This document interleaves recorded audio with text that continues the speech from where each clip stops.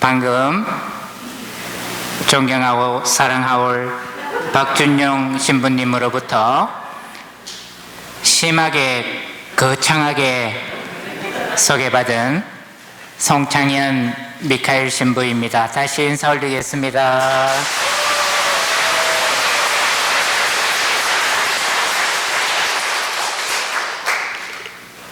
제가 마이크를 벗고 말씀을 드려도 괜찮겠습니까? 예, 감사합니다. 마이크라 했습니까, 제가?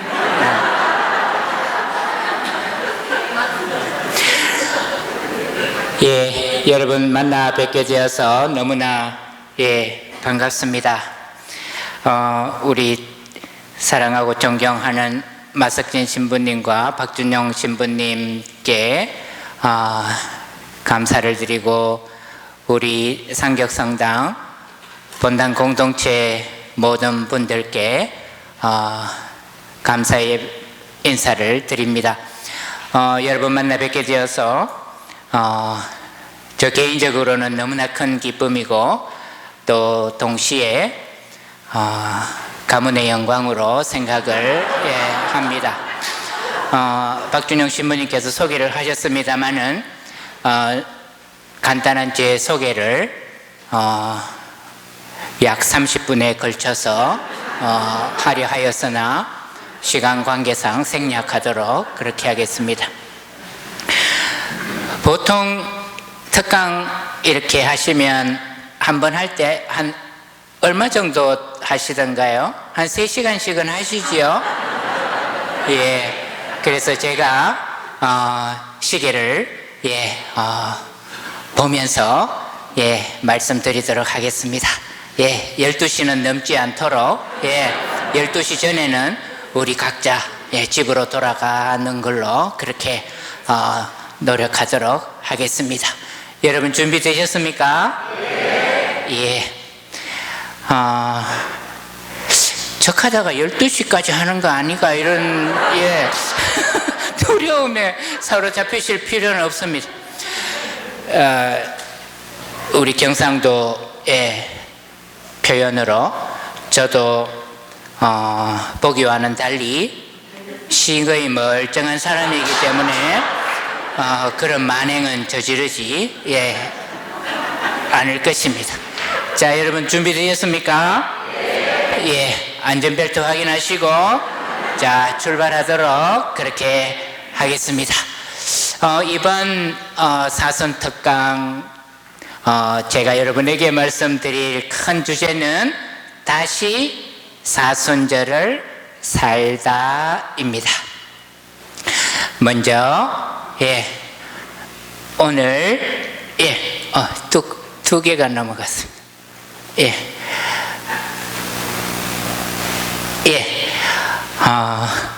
먼저 오늘 첫 번째로 말씀드릴 내용은 다시 사순절 파스카를 살다라는 작은 제목으로 말씀드리도록 하겠습니다.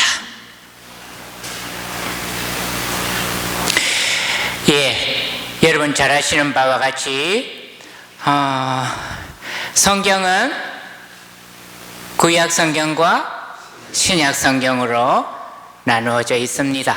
그래서 우리가 파스카를 이야기할 때 먼저 구약의 파스카를 말할 수 있겠습니다. 여러분 구약의 파스카는 한마디로 무엇일까요?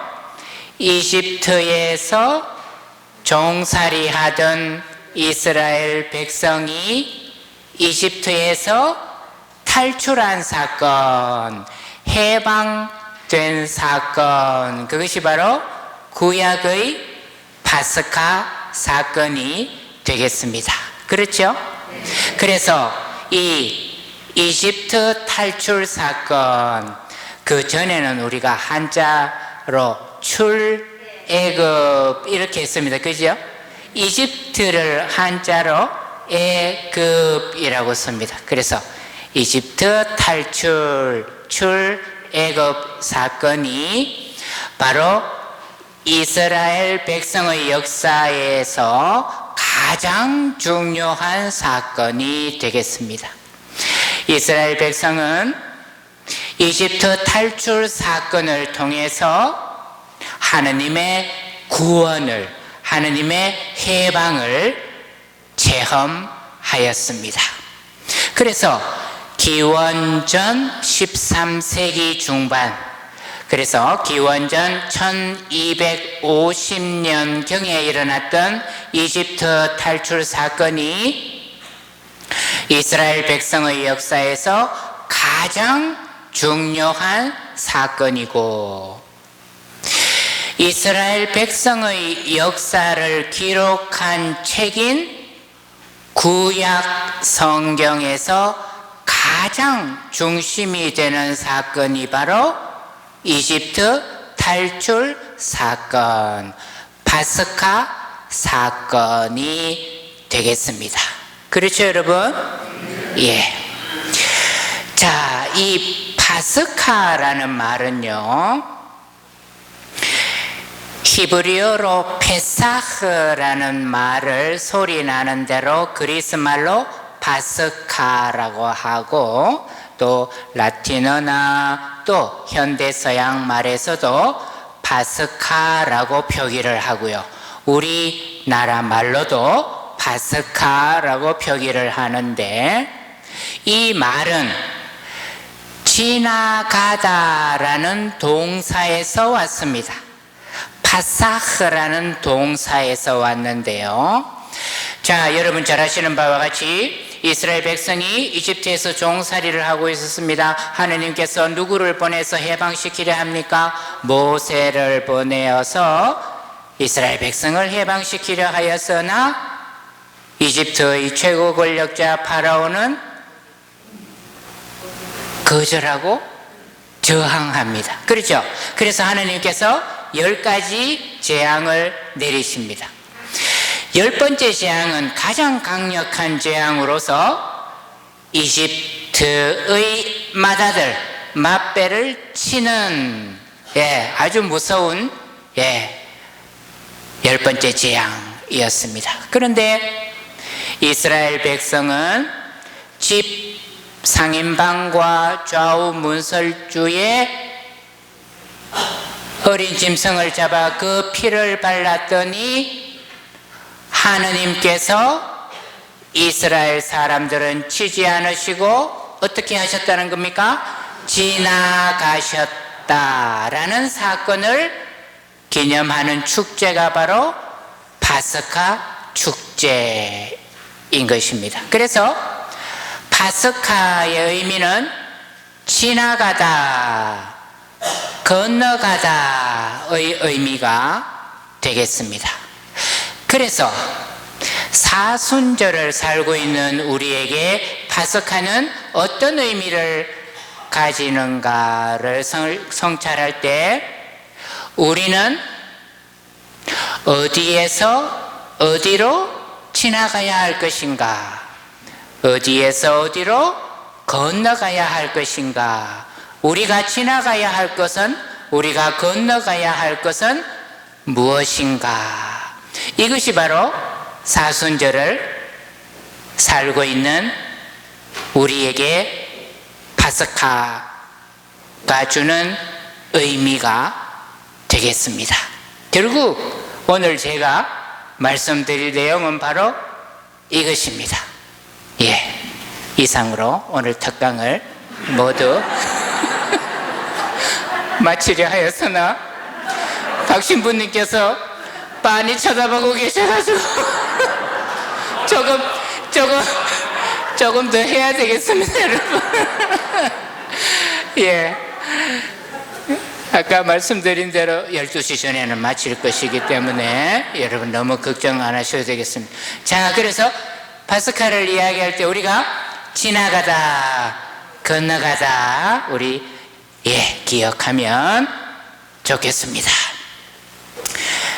그래서 구약의 파스카, 이집트 탈출 사건인 파스카의 의미는, 자, 여러분, 종살이에서 어디로 건너가는 것입니까? 해방으로, 노예 상태에서 자유인으로, 죽은 사람처럼 살던 삶에서 새롭게 살아가는 생명의 삶으로 지나가는 것, 건너가는 것이 되겠습니다.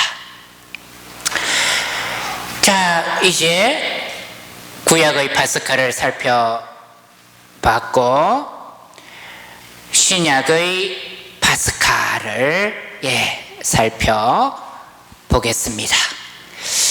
자, 여러분 잘 아시는 바와 같이 신약의 파스카는 뭡니까? 파스카 신비는 바로 예수 그리스도의 죽음과 부활이겠습니다. 종살이에서 해방으로 지나간 사건, 건너간 사건이 구약의 파스카이고, 예수 그리스도께서 죽음에서 부활로 지나가신 사건, 건너가신 사건이 바로 신약의 파스카 신비인 것입니다.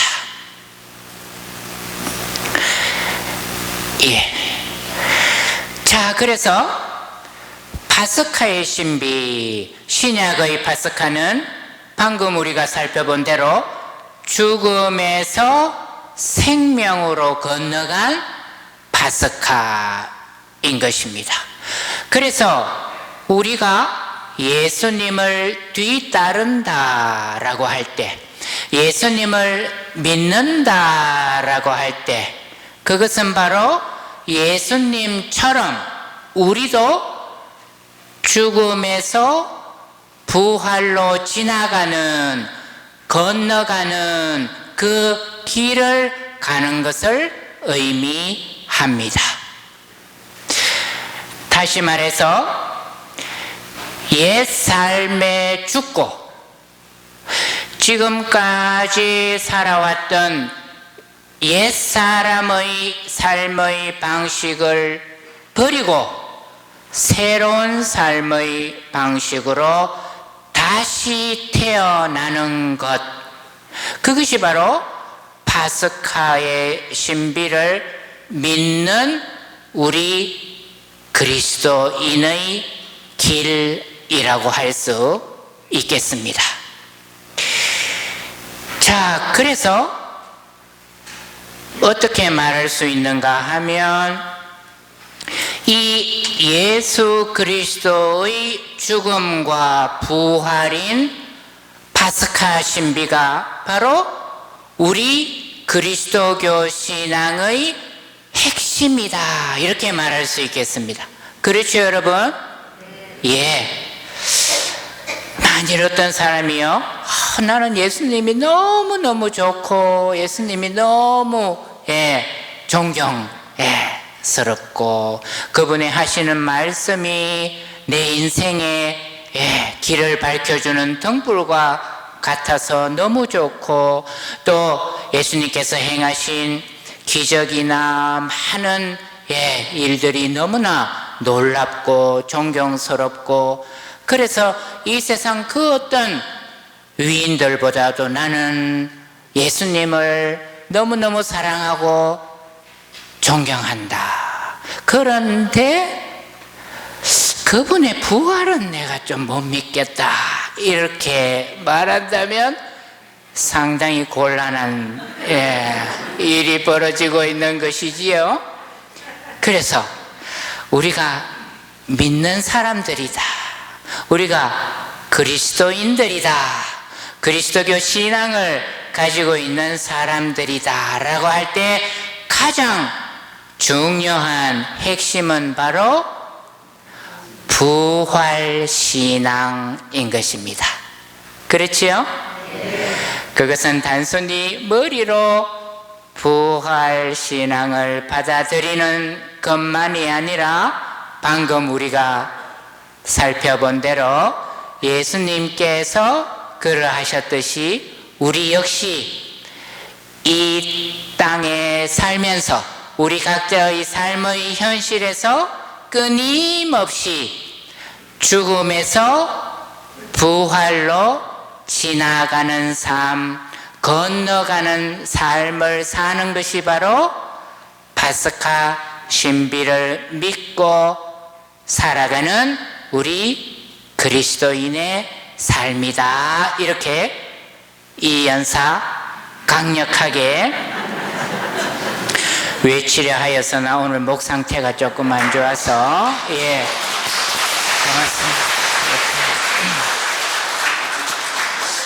자, 그래서 우리가 지금까지 살펴본 것을 정리를 하면요, 구약의 파스카와 신약의 파스카를 살펴봤는데요, 결국 이 파스카는 구약 성경의 중심이고 신약 성경의 중심이라고 할 수 있겠습니다. 그래서 구약과 신약으로 이루어진 전체 성경의 핵심이 바로 파스카이고 우리 신앙의 본질이 바로 파스카라고 할 수 있겠습니다. 여러분 됐죠? 역시 여러분들의 학습 능력이 탁월하십니다. 이 우리 마신부님과 박신부님과 함께 살아가는 공동체가 달라도 달라, 그죠? 자, 그래서 우리가 지금까지 살펴본 것을 정리하면 파스카는 우리에게 어떤 의미가 있는가?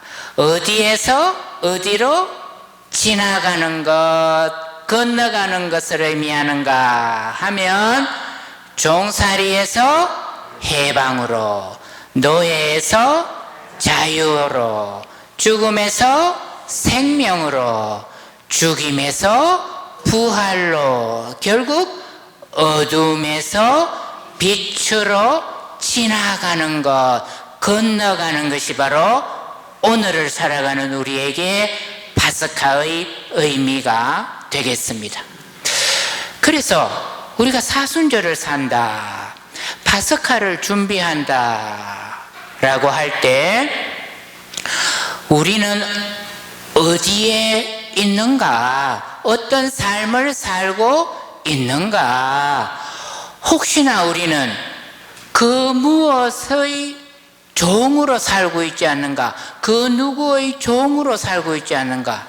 그 어떤 세상 가치의 노예로 살고 있지 않는가? 그래서 살아도 사는 것이 아닌 그런 삶을 살고 있지 않는가? 그렇다면 그 종살이에서 우리가 해방되어야 하지 않겠는가? 노예 상태에서 자유인의 상태로, 죽음의 상태에서 생명의 상태로 건너가야 하지 않겠는가? 이것이 바로 사순절을 살고 있는 우리의 묵상 주제이고 또 실천 과제라고 할 수 있겠습니다. 자, 이상으로 첫 번째 소제목, 다시 사순절 파스카를 살다를 성공적으로 마치고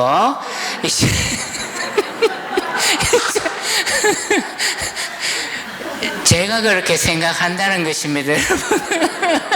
자, 두 번째 작은 제목, 다시 사순절 회심을 살다에 대해서 말씀드리도록 하겠습니다.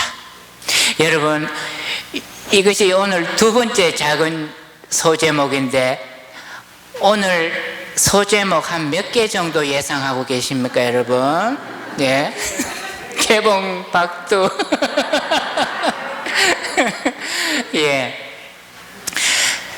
여러분, 제 사순 특강이 오늘로 끝나는 게 아니라는 거 알고 계시지요? 아까 박신부님 말씀 들어보니까 한 달 전부터 공고가 되었다고. 그래서 이번 사순 특강은 3차례에 걸쳐서 진행이 되겠습니다. 오늘 15일 수요일 첫 번째, 다음 주는 목요일 23일, 그리고 세 번째 시간은 수요일 며칠이겠죠? 29일 수요일 오늘처럼 저녁 미사 후에 진행이 되겠습니다.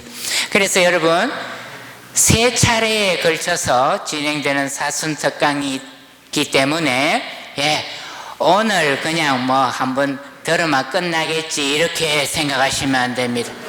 우리가 긴 호흡으로 그렇게 가야 되겠습니다. 그리고 오늘 제가 또 여러분에게 너무 많은 이야기를 해버리면 두 번째, 세 번째 드릴 말씀이 없어지기 때문에 자, 두 번째 소제목 다시 사순절 회심을 살다. 여러분 우리가 사순절을 살아갈 때 사순절의 큰 주제들 중의 하나가 바로 회심입니다.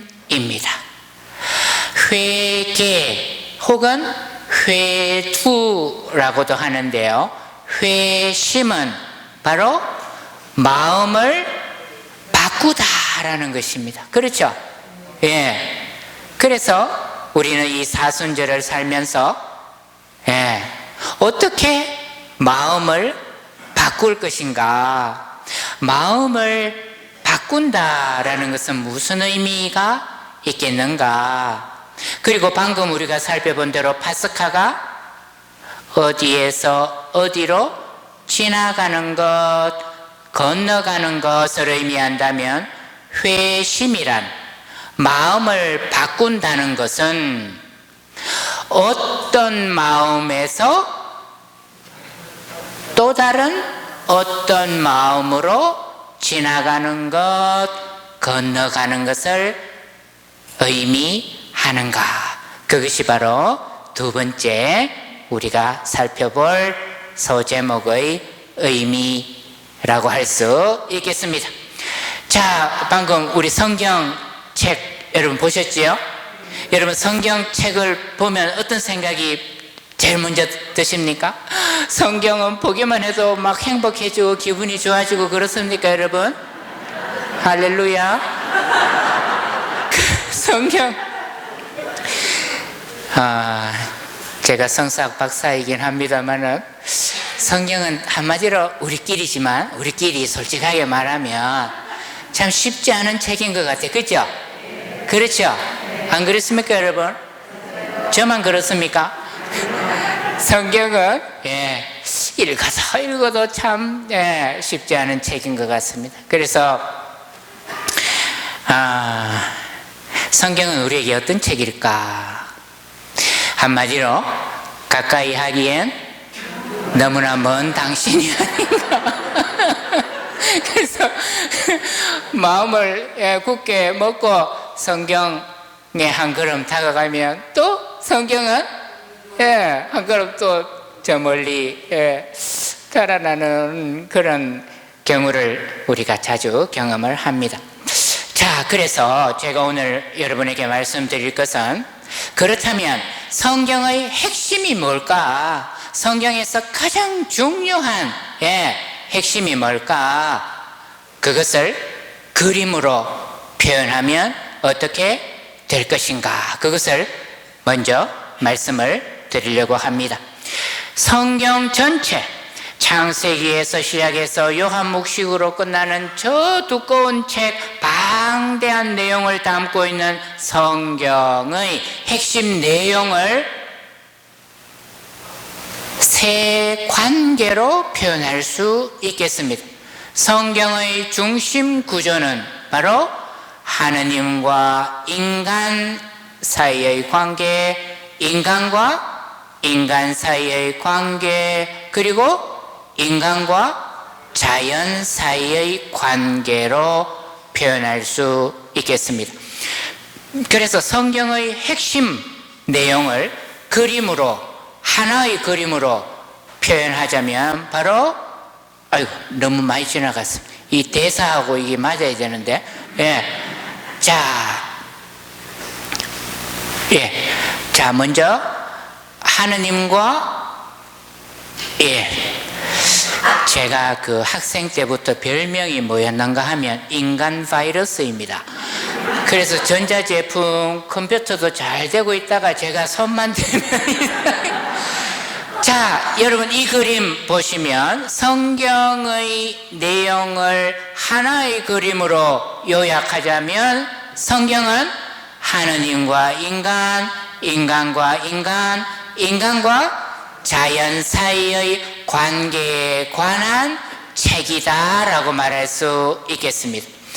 그래서 여러분이 오늘 제 특강을 들으시고 다른 거는 다 잊어버리셔도 괜찮은데 딱 한 가지 기억하시면 좋을 것이 바로 이 그림이 되겠습니다. 그래서 앞으로 여러분이 성경을 읽고 공부하실 때 항상 기억하실 성경의 핵심 내용, 수직의 관계와 수평의 관계로 이루어진 이 그림을 잊지 말고 기억하시면 좋겠습니다. 그래서 오늘 제가 이후에 말씀드릴 내용, 다음 주, 그 다음 주 계속해서 여러분에게 말씀드릴 내용은 이 성경의 중심 구조를 토대로 말씀드리도록 하겠습니다. 자, 우리가 두 번째 소제목 뭐였습니까? 다시 사순절, 회심을 살다 였습니다. 그래서 우리는 이 사순절을 살면서 회심, 마음을 바꾸는 것에 대해서 한번 살펴보도록 하겠습니다. 자, 여러분, 성경에는요, 부분이 전체를 가리키는 이런 단어의 용법이 있습니다. 다시 말해서 마음, 영어로 heart라는 단어는요, 우리 히브리어로 레브라고 하는데요, 이 단어는 우리 인간의 신체 중에 심장을 가리키는 단어입니다.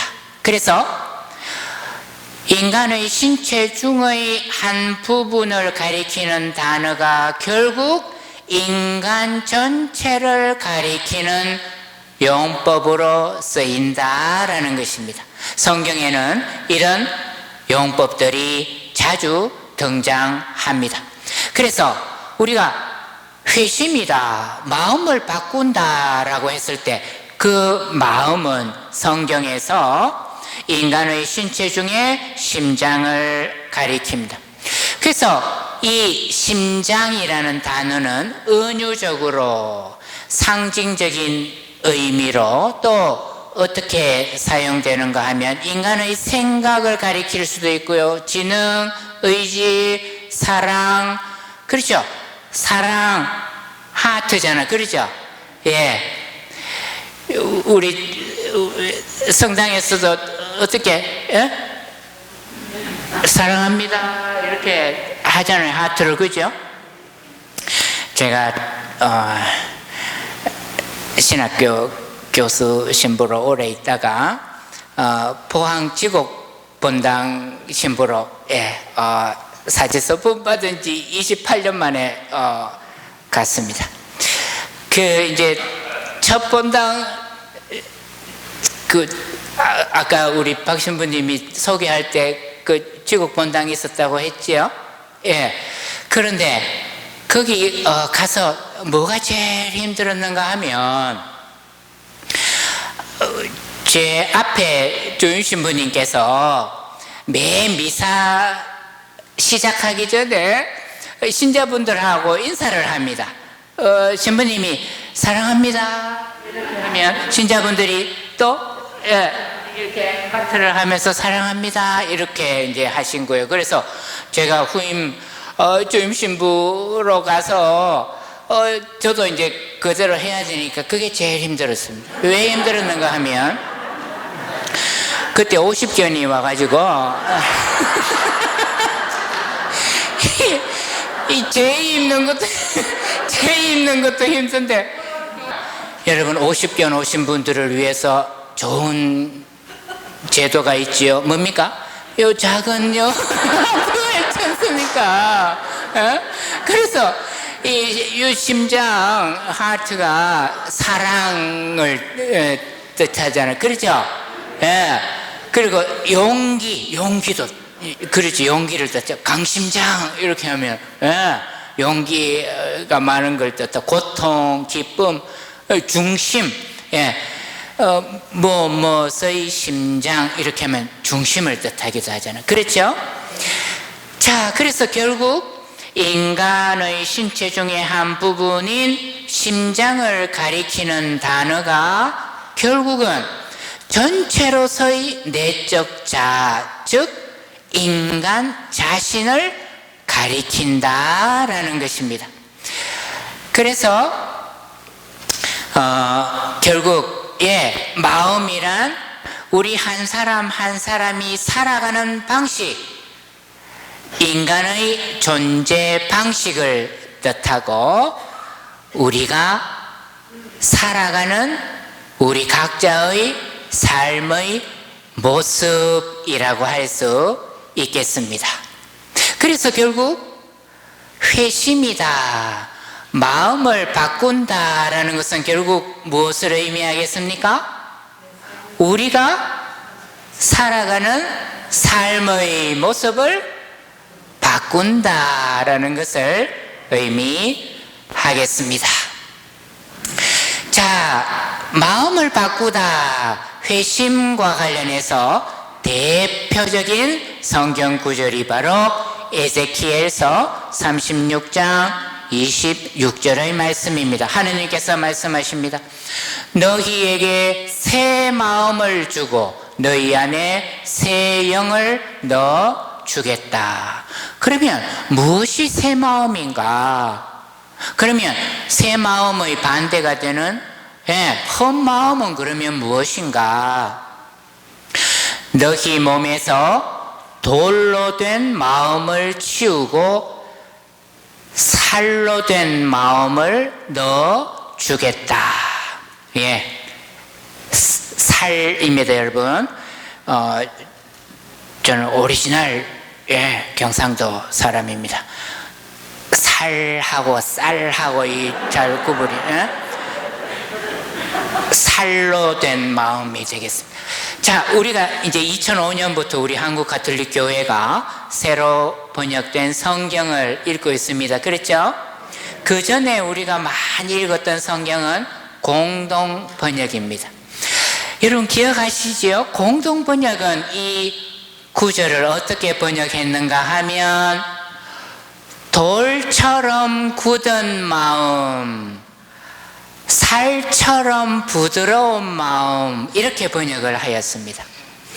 그러니까 성경은요 직역에 가까운 번역이고 그 이전의 공동 번역은 뜻을 풀이한 의역에 가까운 번역이 되겠습니다. 그래서 돌로 된 마음이란 무엇인가? 돌처럼 굳은 마음. 여러분, 돌처럼 굳은 마음이 어떤 마음인지 느낌이 다가오시지요? 느낌적인 느낌이 있으시지요? 돌처럼 굳은 마음, 그렇죠? 여러분의 마음하고는 거리가 먼 그런 마음, 그죠? 그 반대말은 살처럼 부드러운 마음. 살처럼 부드러운 마음은 여러분 어떤 느낌이 드십니까? 어떤 느낌인지 분명히 다가오는 게 있죠? 그렇습니다. 자, 그래서 돌로 된 마음, 돌처럼 굳은 마음, 다친 마음은 어떤 마음일까? 우리 한번 살펴보면요. 자, 성경의 핵심 내용, 하느님과 인간, 인간과 인간, 인간과 자연, 항상 이 그림을 기억해야 하겠습니다. 돌처럼 굳은 마음이란 무엇인가? 그런 마음으로 살아가는 삶의 모습은 어떤 것인가? 그것에 대한 설명 살펴보면요, 하느님, 다른 사람, 창조 세계와의 관계가 단절된 상태, 꽉 막힌 상태, 불통의 상태가 되겠습니다. 그래서 나 아닌 너는 하느님일 수도 있고 다른 사람일 수도 있고 창조 세계일 수도 있습니다. 너와의 관계에서 고립되어 나 안에 갇혀있는 자기 중심적인 삶을 돌처럼 굳은 마음이라고 성경은 표현하고 있는 것입니다. 그래서 결국 이 마음은, 이런 삶의 태도는, 이런 삶의 모습은 닫힌 마음, 자기 안에 갇혀있는 삶. 그래서 성경은 또 어떻게 표현하는가 하면 완고한 마음, 헌 마음, 낡은 마음, 헌 마음, 그 다음 무딘 마음, 이게 너무 가뿌렸습니다. 이게 여기입니다. 굳어진 마음, 무딘 마음, 무감각한 마음이라고 할 수 있겠습니다. 그렇다면 반대로 살로 된 마음, 살처럼 부드러운 마음, 열린 마음은 무엇인가 하면 하느님, 다른 사람, 창조 세계와의 단절된 관계가 다시 회복되는 상태, 막힌 것이 뚫려지는 상태, 소통의 상태라고 할 수 있겠습니다. 그래서 닫힌 마음의 나 안에 갇혀있던 내가 자신을 감싸던 껍질을 깨고 너에게로 향해 올바른 관계를 형성하는 것을 의미합니다. 그래서 성경은 이 살로 된 마음, 열린 마음을 어떻게 표현하고 있는가 하면 변화된 마음, 새로운 마음, 부드러운 마음, 함께 아파하는 마음이라고 표현하는 것입니다. 그리고 이 변화, 돌처럼 굳은 마음에서 살처럼 부드러운 마음으로 변하는 것을 성경은 또 어떻게 표현하는가 하면 다시 태어나는 것으로 표현합니다. 돌처럼 굳은 마음으로 살아가는 옛 삶의 모습에서 죽고 살처럼 부드러운 마음으로 살아가는 새로운 생명으로 다시 태어나다로 성경은 표현하는 것입니다. 그리고 죽었다가 다시 살아나기라고도 성경은 표현하고 있습니다. 자, 그래서 우리가 지금까지 살펴본 두 가지 종류의 마음, 다시 말해서 두 가지 삶의 방식. 자, 여러분, 우리 파스카의 의미가 뭐라고 했습니까? 지나가다, 건너가다. 이 사순절에 우리는 회심하려고 합니다. 회심은 마음을 바꾼다라는 것입니다. 그렇다면 어떤 마음에서 어떤 마음으로 지나가야 할 것인가, 건너가야 할 것인가, 우리가 이 표를 보시면 돌로 된 마음, 돌처럼 굳은 마음이 살로 된 마음, 살처럼 부드러운 마음으로 지나가는 것, 건너가는 것, 그러한 변화가 바로 회심이라고 할 수 있겠습니다. 완고한 마음이 변화된 마음으로, 헌 마음이 새로운 마음으로, 닫힌 마음이 열린 마음으로, 무딘 마음이 함께 아파하는 마음으로 바뀌는 것, 변화하는 것, 그것이 바로 회심이라고 할 수 있겠습니다. 자, 이 중에서 특별히 우리 마지막에 봤던 함께 아파하는 마음, 여러분 기억해 주시고 이제 다음 순서로 넘어가도록 하겠습니다. 회심, 마음을 바꾸다. 다시 말해서 우리가 하루하루 일상을 살아가는 삶의 방식을 바꾸다.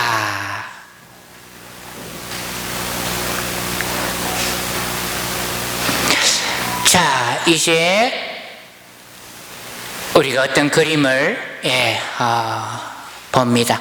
여러분 너무나 잘 아시는 그림이지요. 바로 네덜란드의 위대한 화가 렘브란트가 그린 더러운 탕자의 그림이 되겠습니다. 제가 그 성경 그림으로 읽다 그 연재를 우리 교구에서 나오는 빛잡지에 오랫동안 연재해 하였는데 그 연재하면서도 잡지를 통해서 우리 신자분들과 함께 나누었던 그 그림입니다. 요즘은 우리 신자분들도 빛잡지 많이 읽으시는 것 같아요. 그죠? 제가 지금 경산 하양 대우가톨릭대학교 캠퍼스인데 그 근처 이렇게 가게에 이렇게 한번 들어가 보면 가게 일 하시다가 또 빛잡지 읽으시는 분들도 계시고 그렇습니다. 그런 모습을 본 적도 있습니다. 그 전에는 좀 많이 안 읽으시고 해가지고 빛잡지 받침이 지어지었는데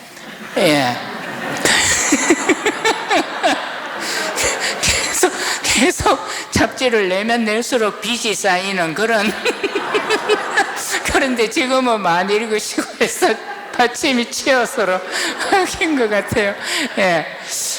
자, 여러분 이 이야기를 너무나 잘 알고 계십니다. 바로 예수님께서 말씀하신 되찾은 아들의 비유 혹은 탕자의 비유라고도 하는 그 말씀입니다.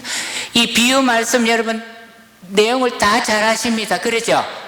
어떤 아버지에게 두 아들이 있었고 작은 아들이 아버지에게 자기에게 돌아올 상속을 아버지가 살아 계시는데 자기한테 돌아올 상속을 달라는 말은 다른 말로 뭐겠습니까?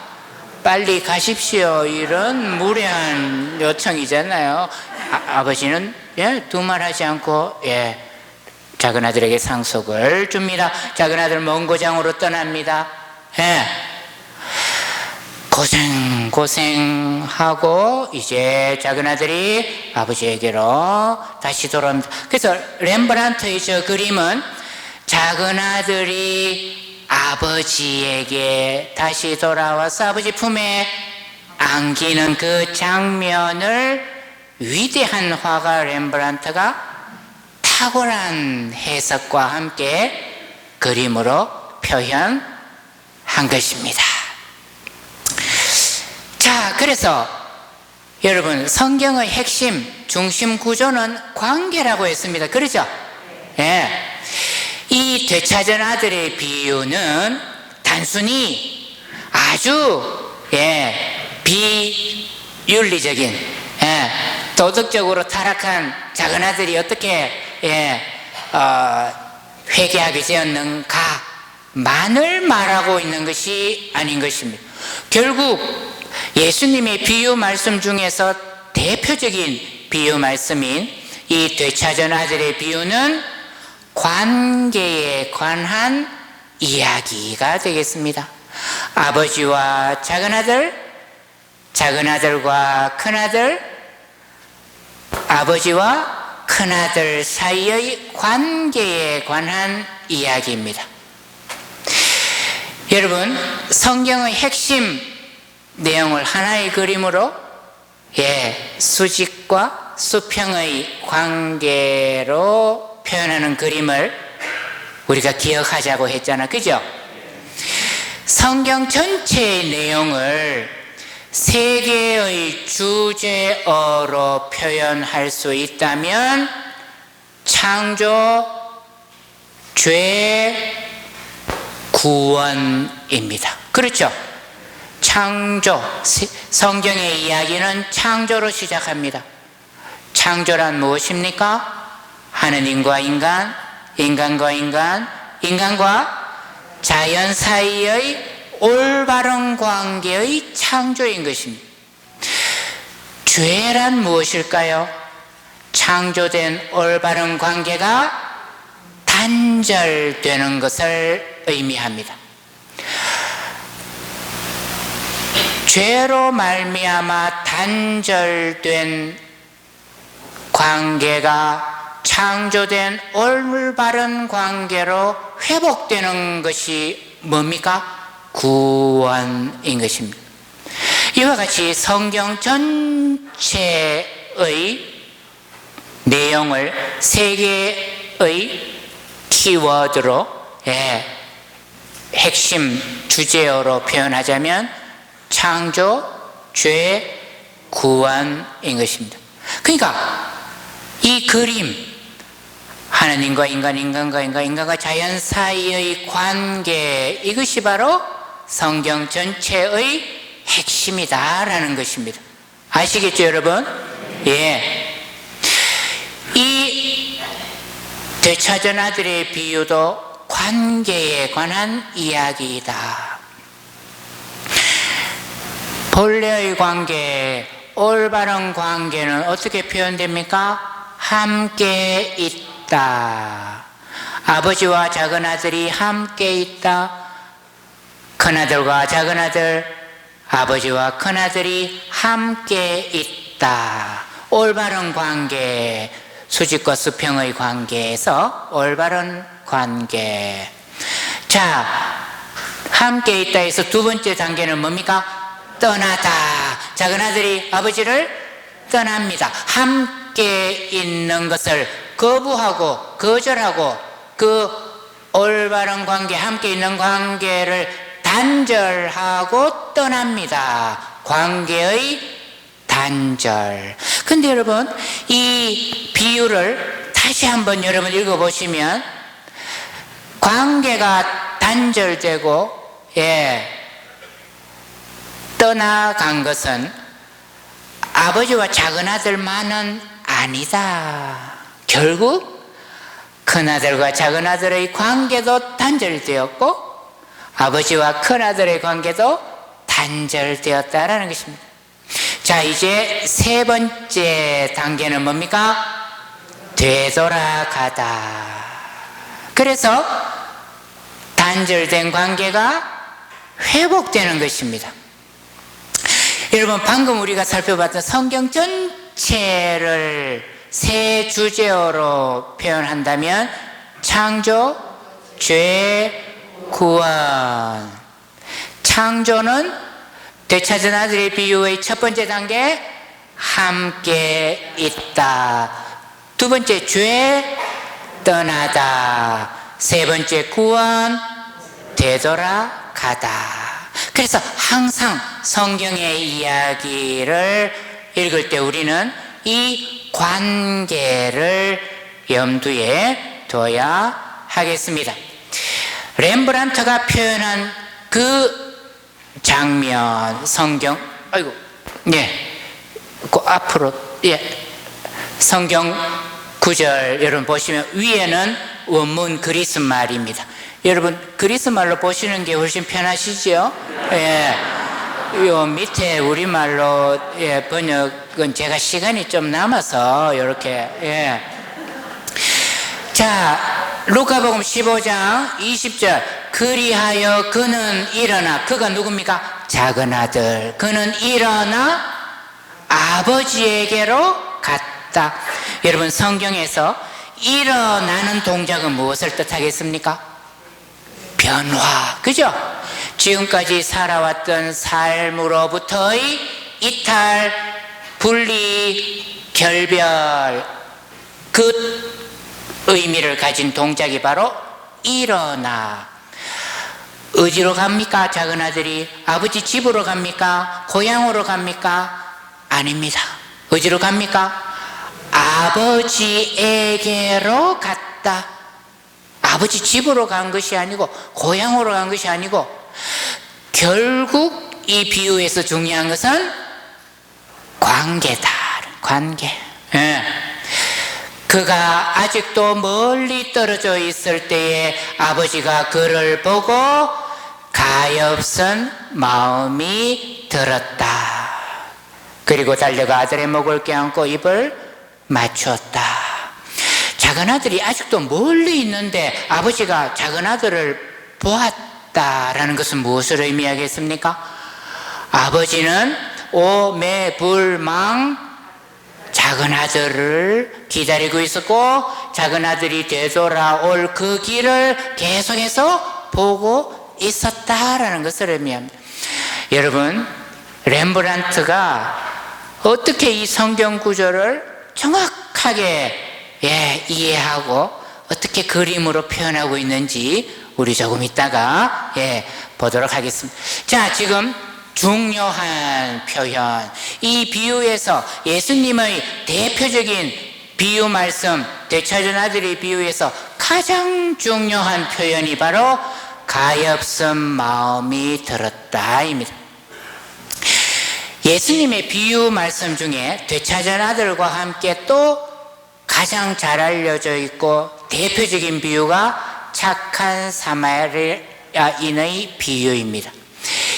이 착한 사마리아인의 비유에서도 가엾은 마음이 들었다라는 표현이 나옵니다.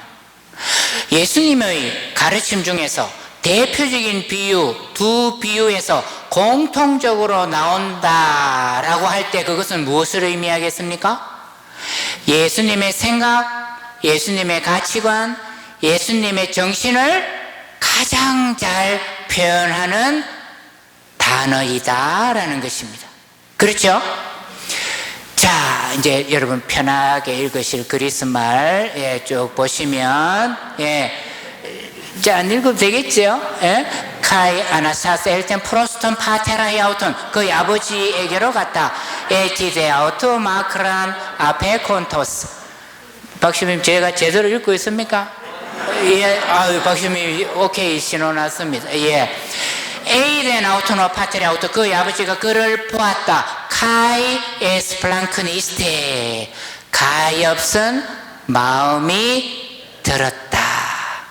이 동사는요 스플랑크니조마이라는 동사인데요, 이것은 어떤 단어와 관계 있는가 하면 사람의 창자, 사람의 내장을 가리키는 단어입니다.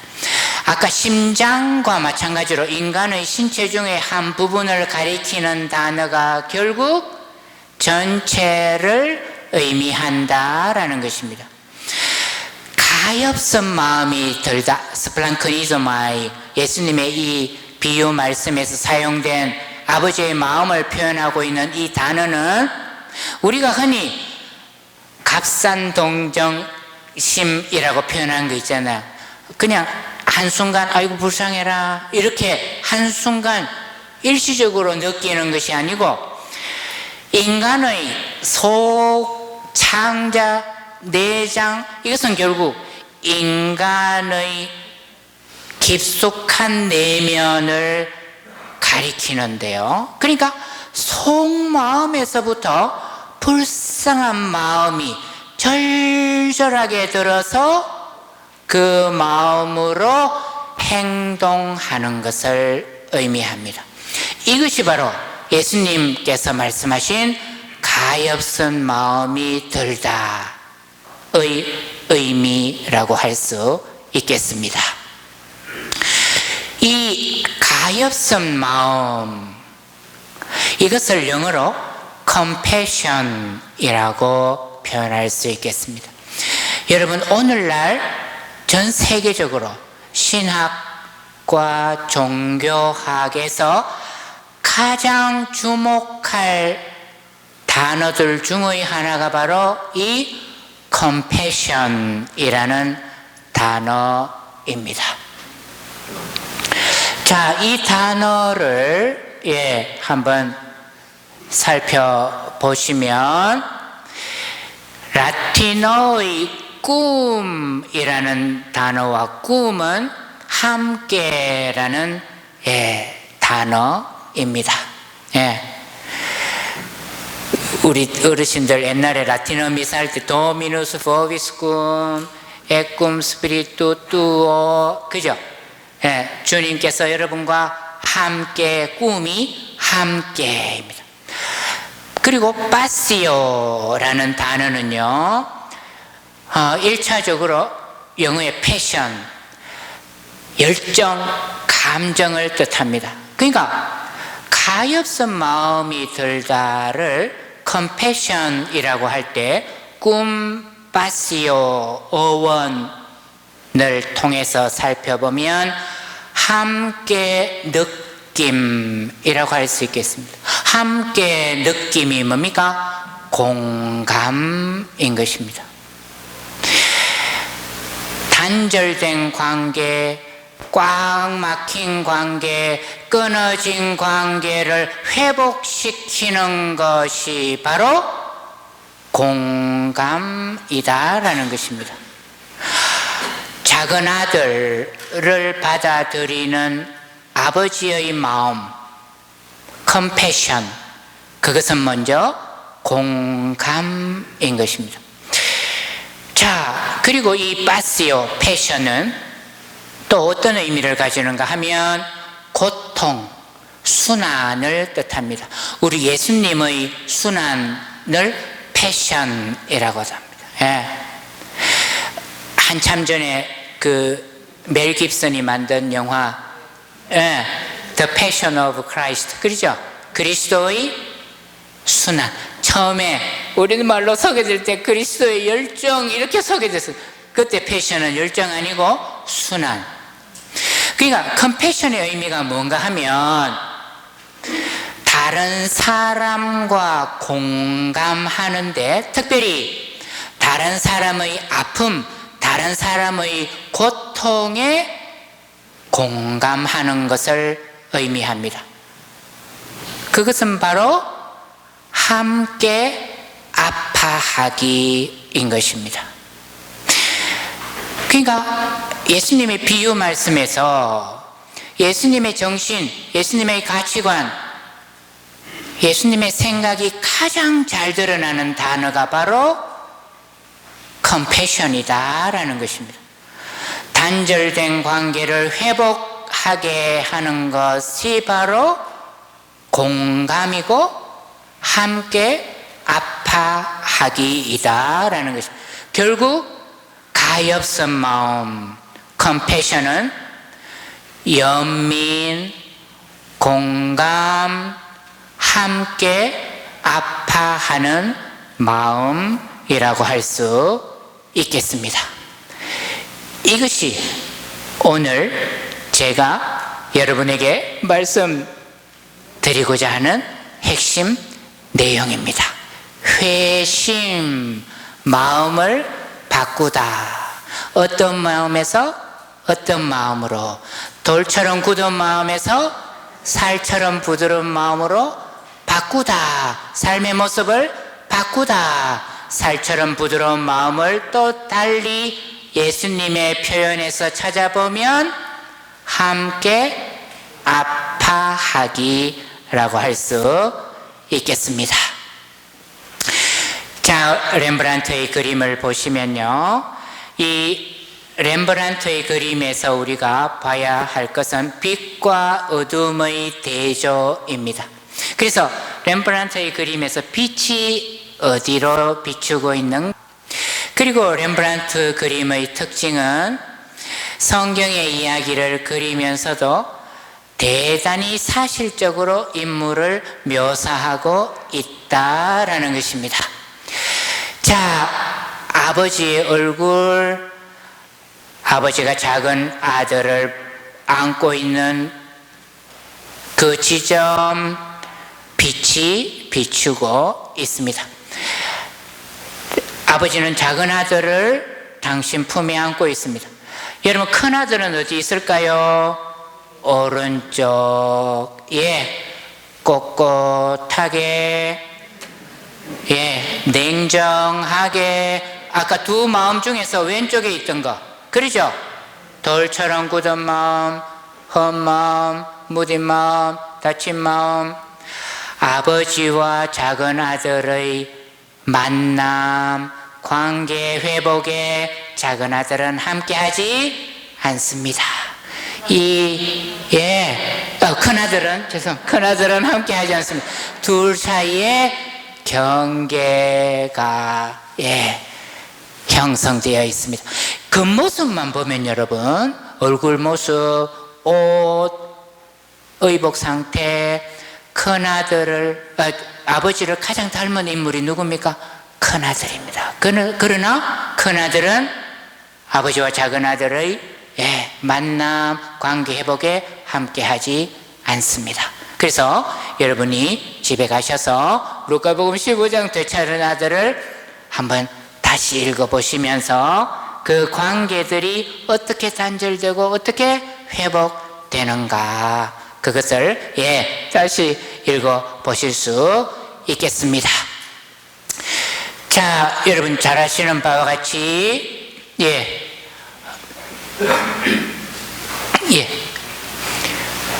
아버지의 얼굴입니다. 아까 우리 예수님 비유 말씀에서 작은 아들이 아직도 멀리 있을 때 아버지가 그를 보고서 가엾은 마음이 들었다 하였습니다. 렘브란트는 이 아버지의 모습을 늙어버린 노인의 모습으로 표현하고 있습니다. 오매불망 작은 아들을 기다렸던 그 눈물의 세월 동안 마치 눈이 멀어버린 눈먼 노인의 모습으로 렘브란트가 아버지를 표현하고 있습니다. 작은 아들의 여러분 모습을 보시면 작은 아들의 헤어스타일이 어떻습니까? 빡빡머리가 되겠습니다. 빡빡머리는 무엇을 의미할까요? 죄인, 그렇죠? 죄인. 그래서 우리 예수님 비유 말씀에서도 하늘과 아버지에게 죄를 지었다 이렇게 고백하잖아요, 작은 아들이. 또 다른 한편, 또 다른 해석에 따르면 이 작은 아들의 모습은 갓난 아기의 모습이다. 그래서 결국 작은 아들은 자기 존재가 시작된 태어난 그 기회로 다시 돌아가고 있다라는 것을 의미합니다.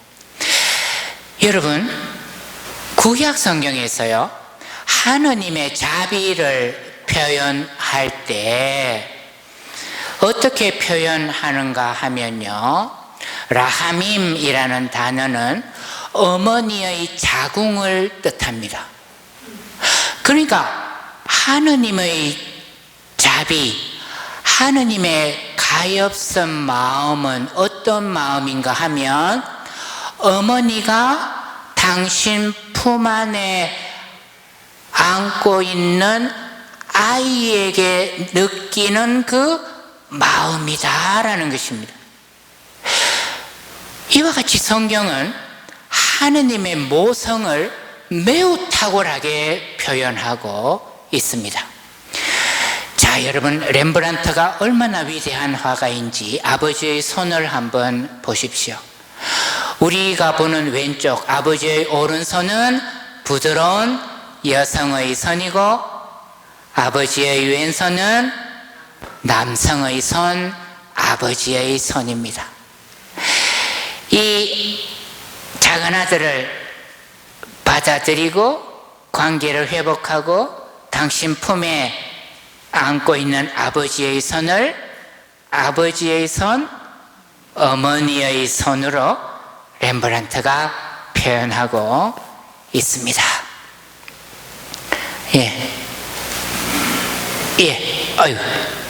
아까 그림, 그림은, 지금까지 우리가 봤던 그 그림이고요. 자,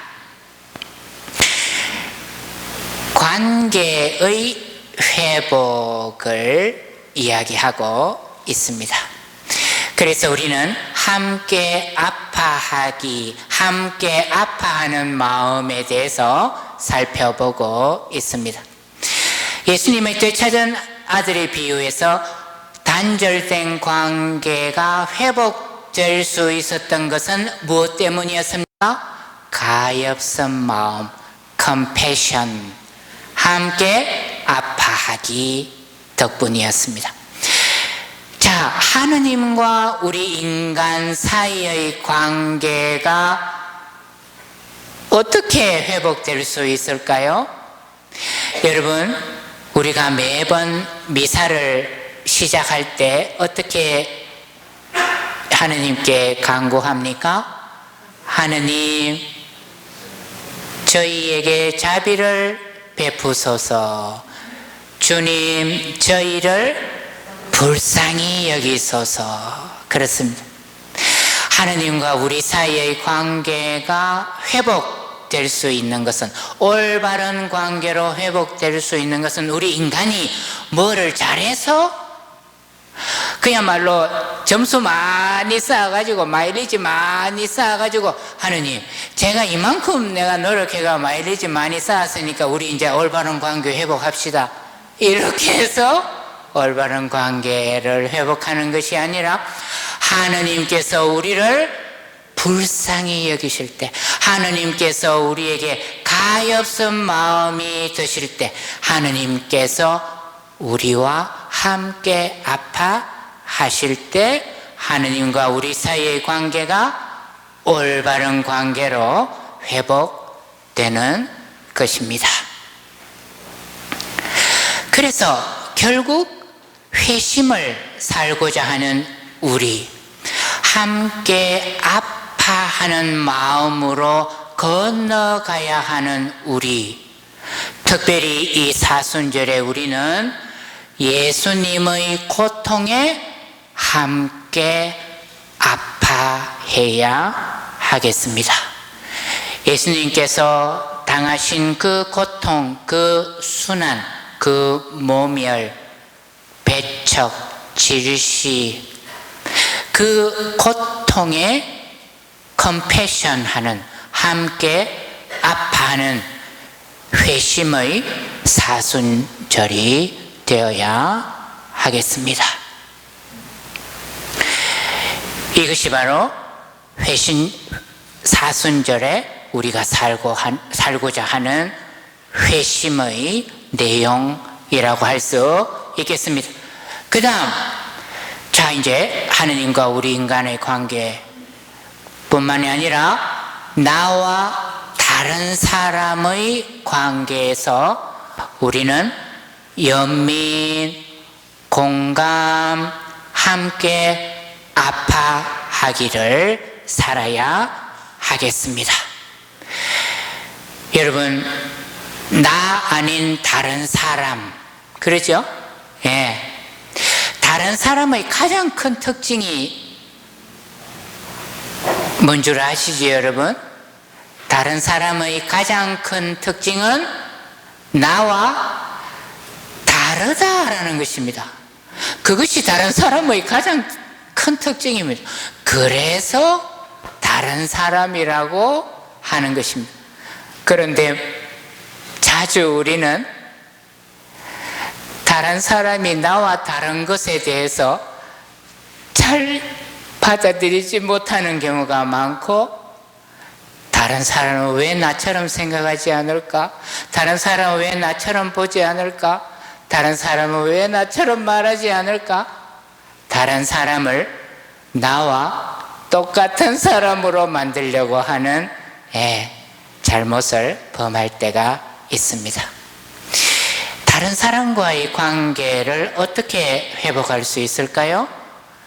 다른 사람과 공감할 때, 다른 사람과 함께 아파할 때. 그래서 이 컴패션, 연민을 오늘날의 여러 다른 말들로 표현하자면, 여러분 이거 같이 한번 읽어볼까요? 여러분 영어로 읽으시는 게 편하시겠습니다만은 편의상 우리말로 연민, 돌봄, 환대, 관대함, 관용, 연대. 자, 여러분 단어 하나하나를 우리 읽을 때 그 반대말이 뭘까 우리 한번 생각해 보면서 한 번 더 이 단어들을 같이 한번 읽어볼까요? 연민, 돌봄, 환대, 관대함, 관용, 연대. 그래서 아까 우리 표에서 봤던 두 가지 마음, 두 종류의 마음, 두 가지 존재 방식에서 이 연민의 실천은 어디에 속할까 우리 생각할 수 있겠습니다. 자, 이제 세 번째 우리가 회심을 이야기할 때 고통받는 지구와 함께 아파하기. 그래서 인간과 자연 사이의 관계. 그래서 우리 교황님, 프란치스코 교황님은 생태회칙 찬미 받으소서에서 무엇을 말씀하시는가 하면 생태적 회심에 대해서 말씀하십니다. 생태적 회심은 현 시대가 우리에게 절박하게 요청하는 시대적 표징이며 피조물 안에서 울부짖고 계시는 예수 그리스도의 순환에 구체적으로 참여하는 사랑의 행동이다 라고 말할 수 있겠습니다. 오늘 다시 사순절을 살다라는 큰 주제 하에서 첫 번째 작은 소제목 다시 사순절 파스카를 살다를 통해서 우리에게 파스카는 어떤 의미가 있을까를 살펴보았고, 두 번째 소제목 다시 사순절 회심을 살다에서 마음을 바꾸다, 삶의 모습을 바꾸다라고 할 때 우리는 어떤 마음에서 어떤 마음으로 지나가야 할 것인가, 건너가야 할 것인가를 살펴보았습니다. 요 다음 장면이 굉장히 중요한데요.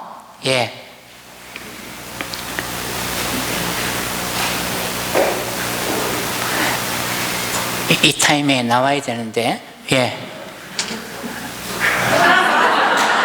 감사합니다.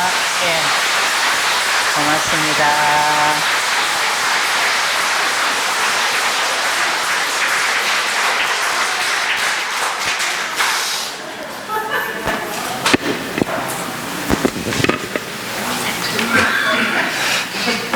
다시 한 번 더 큰 박수로 시부님께 감사의 인사